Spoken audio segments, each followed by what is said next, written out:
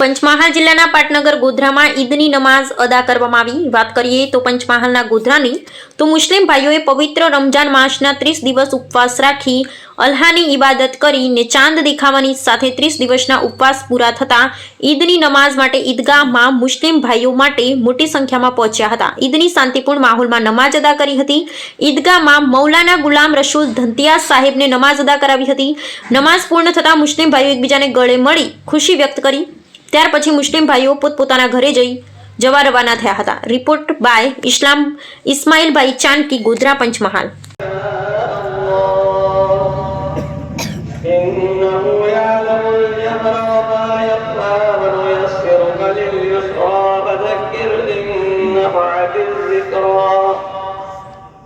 سيذكر من يخشى ويتجنبها الأشقى الذي يصلى النار الكبرى ثم لا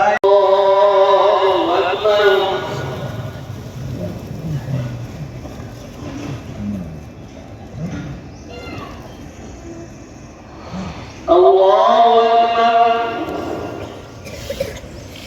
الله أكبر